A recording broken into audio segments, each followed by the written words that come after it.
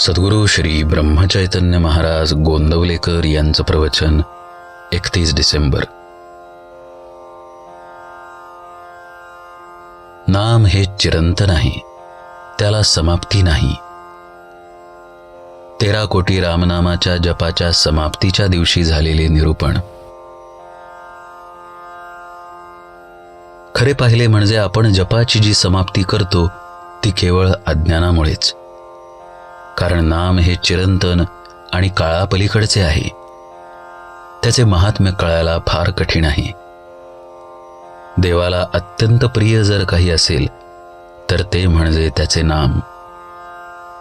ते घेतल्याने तो आपलासा होईल.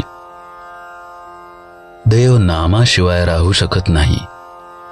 त्रिवेणी संगम जर कोणता असेल तर तो म्हणजे देव, भक्त आणि नाम.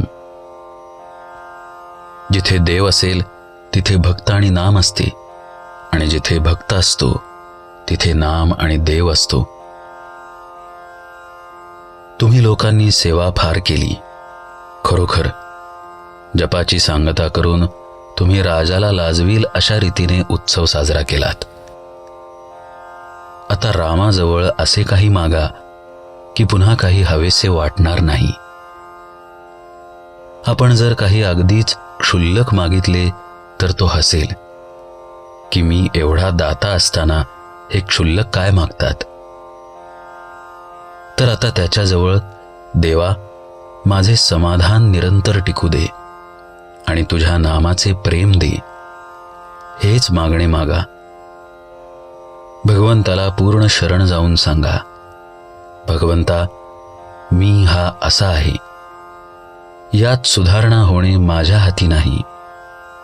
रामा मी तुझे नाम मरणापर्यंत घेईन तरच जगेन.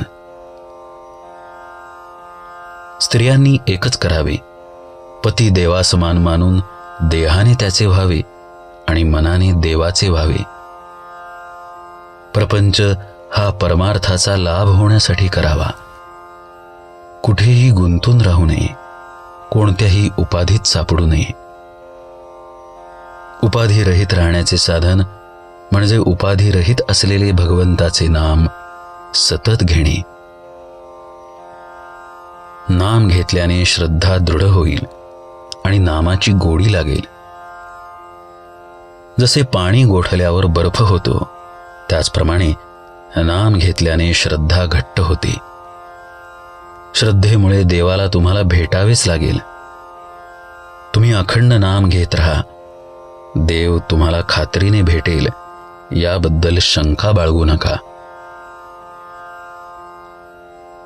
परमार्थ आणि व्यवहार यांची उत्तम सांगड घालावी.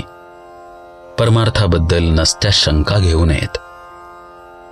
आजच्या या दिवसापासून आपण आपल्या मुलाला जितक्या आपलेपणाने हाक मारतो तितक्या आपलेपणाने देवाला हाक मारा. आणि आतापर्यंत जितक्या आवडीने भगवंताचे नाम घेतलेत तितक्याच किंवा त्याच्याही पेक्षा जास्त आवडीने आणि निष्ठेने ते घ्या. अंतकाळी अगदी सगळ्यात शेवटी सुटणारी वस्तू म्हणजे भगवंताचे नाम पाहिजे. नामात शेवटचा श्वास गेला पाहिजे. नाम इतके खोल गेले पाहिजे की प्राणाबरोबरच ते बाहेर पडावे. असे नाम जो घेतो त्याला देहाच्या सुखदुःखाची जाणीवच राहणार नाही. तो आनंदात राहील. मला खात्री आहे राम त्याचे कल्याण करील.